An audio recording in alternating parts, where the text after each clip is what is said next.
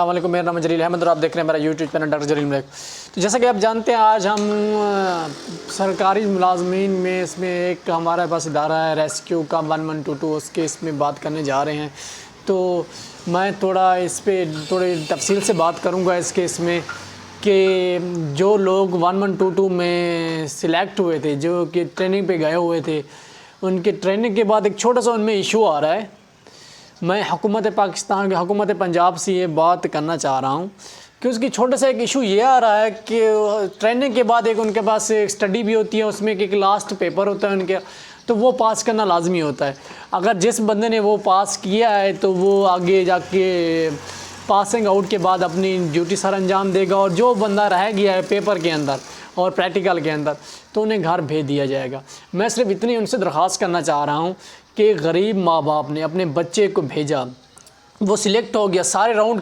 وہ سارے کے سارے راؤنڈ اس نے کلیئر کیے، رننگ ہو گئی، ٹیسٹ ہو، N T S P T S ہو گیا، این ٹی ایس جو بھی اس کے جیسے سارے راؤنڈ تھے تو اس نے کلیئر کیے۔ اس نے آپ کے اس میں 6 مہینے اس نے ٹریننگ کی ہے، اس میں سے اس نے یونیفارم خود لی، وہاں کا خرچہ خود اٹھایا، وہاں کے کھانے کا، پینے کا، سونے کا، رینٹ، کپڑے دھونے، ہر چیز کا، بال کٹوانے تک کا بھی خرچہ اس نے خود اٹھایا ہے۔ تو 6 مہینے کا اس کا خرچہ جو اس نے خود اٹھایا، ایک غریب ماں باپ، کسی نے اپنا جانور بیچ کے اسے بھیجا، کسی نے کسی سے ادھار لے کے اسے وہاں بھیجا، کسی نے کسی سے کوئی نہ کوئی قسم کی مجبوری ہے، کوئی اس نے اپنے گھر کے زیورات بیچ کے اسے وہاں بھیجا۔ ہر بندہ غریب ہوتا ہے آج کی طرف۔ جو غریب ماں باپ خوش ہیں کہ ان کے بیٹے کی ٹریننگ شروع ہوئی ہے، کچھ عرصے بعد اس کی ڈیوٹی ہو جائے گی اور وہ کچھ عرصے بعد ڈیوٹی کرے، کسی نے کسی سے ادھار لیے ہیں کہ میرا بیٹے کی ڈیوٹی ہوگی، میرے بیٹے کی سرکاری نوکری ہو گئی ہے، یہ بس 6 مہینے بعد ٹریننگ کر کے واپس آئے گا اور یہ اب اس کی پہلی سیلری آئے گی، ہم آپ کے اپنے پیسے دیں گے۔ تو وہ بیچارے ماں باپ کہاں جائیں اور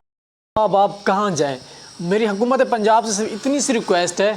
کہ جو بچے 6 مہینے کی ٹریننگ کے بعد اتنے خرچے خود ایکسپینس کے اس پہ کرنے کے بعد اگر کوئی رہ جاتا ہے ایگزام میں تو آپ ان کو دوسرا موقع دیں۔ آپ نے 6 مہینے کی ان کو ٹریننگ دی ہے، وہ سارے ٹیسٹ پاس کر کے آیا ہے، 6 مہینے اس نے خود خرچہ اٹھایا، اب جب لاسٹ پیپر آیا تو آپ لوگوں نے اسٹڈی دینی ہے ان کو، آپ اسٹڈی دیں، اس اسٹڈی کا کوئی مسئلہ آ رہا ہے تو آپ اسے ایک اور دوسرا موقع دیں۔ آپ نے دوسرا موقع دیا ان لوگوں کو جو ایک پریکٹیکل میں رہ گئے، اور وہ لوگ جو پیپروں میں بھی رہ گئے اور پریکٹیکل میں رہ گئے ان کے لیے کوئی موقع نہیں ہے۔ جس وہ غریب ماں باپ کا،